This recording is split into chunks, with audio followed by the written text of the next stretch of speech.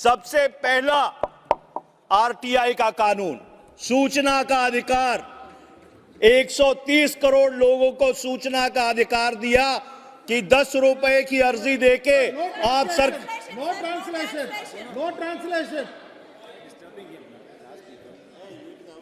10 रुपए की अर्जी देके आप ब्लॉक से लेके राष्ट्रीय स्तर तक किसी भी सरकार से कोई भी सूचना मांग सकते थे।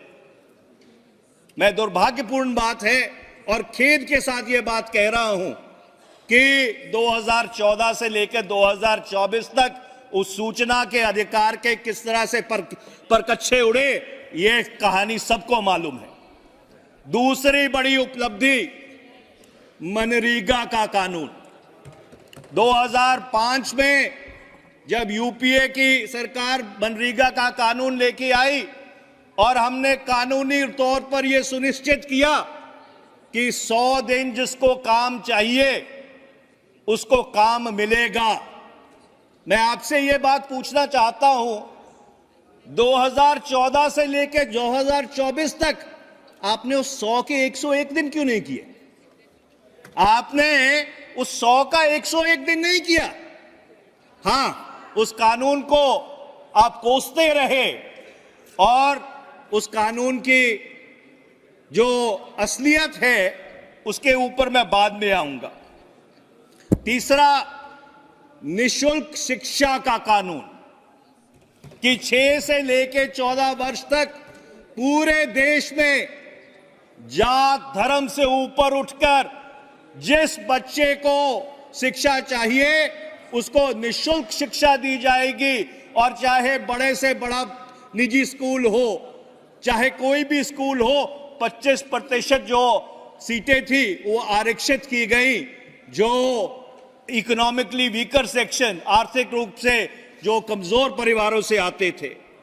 उसके बाद नेशनल फूड सिक्योरिटी एक्ट, इस देश के 77% के ऊपर गेहूं, चावल, मोटा दाना देने का काम किसने किया? यूपीए की सरकार ने किया। 5वां, आधार, जिसने मूलभूत आधार रखा, जिसके ऊपर जितना ढांचा बना हुआ है वो किसने शुरू किया? और जब यूपीए ने सरकार छोड़ी तो उस समय 80 करोड़ से ज्यादा आधार कार्ड बने हुए थे। मैं आपसे पूछना चाहता हूं कि आपके पिछले 10 वर्ष की क्या उपलब्धि रही? क्या अगर आप नोटबंदी को उपलब्धि मानते हैं तो मैं आपके विवेक पे छोड़ता हूं। अगर आप जीएसटी को जिस तरह से क्रियान्वित किया उसको उपलब्धि मांगते हैं, जिसने भारत का सारा लघु उद्योग को कई सालों तक नष्ट कर दिया, तो फिर मैं उसको आपके विवेक पे छोड़ता हूं। मैं उम्मीद करूंगा जब वित्त मंत्री अपना इस मोशन के ऊपर जवाब देंगी तो जरूर इस सदन को बताएंगी कि आपकी सरकार की ऐसी कौन सी 5 बड़ी उपलब्धियां रही हैं आपके 10 साल के कार्यकाल में। ऐसी ही और खबरों से हमेशा अपडेट रहने के लिए चैनल को सब्सक्राइब कर लीजिए और वीडियो पसंद आया हो तो लाइक और शेयर करना ना भूलें।